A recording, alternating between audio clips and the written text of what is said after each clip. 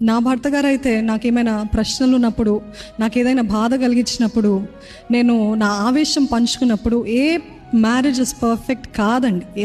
ఒక్క వివాహం కూడా చూసి చాలామంది అంటుంటారు, మీరిద్దరూ చాలా భలే ఉంటారండి, బెస్ట్ పేర్ అండి అని అంటూ ఉంటారు.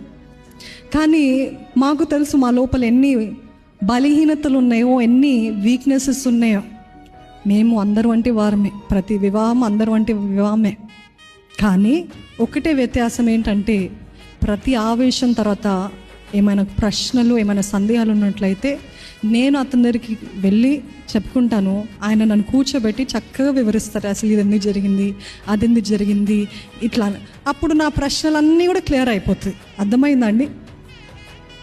అదే రీతిగా ఆయన కూడా, ఆయనకి ఏమైనా బాధ ఉన్నట్లయితే అందరి ముందు కాదు, అత్తమామ ముందు కాదు, 10 మంది ముందు కాదు, ఇది ఒంటరిగా మేము ఏకాంతంగా ఉన్నప్పుడు. ఈరోజు చాలామంది ఆవేశాలన్నీ మొత్తము పబ్లిక్ చేసేస్తారు.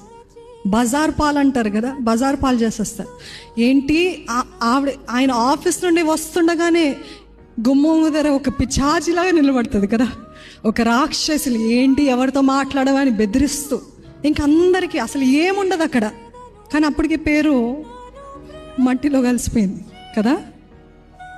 ఈరోజు భర్త భార్యగా ఉన్నవారు ప్రతి ఒక్కరూ, మీకు సందేహాలు, ఆవేశాలు, వేదనలు ఉన్నట్లయితే ఏకాంతంగా ఒంటరిగా మాట్లాడుకోండి. అవి పరిష్కరించబడతాయి. మనసు విప్పి మాట్లాడితేనే పరిష్కారం ఉంటుంది. మనసు విప్పకుండా మాట్లాడకుండా ఎటువంటి పరిష్కారం ఎక్కడూ ఉండదండి. నమ్ముతున్న వారు ఉన్నట్లయితే హల్లెలూయా చెప్తారా?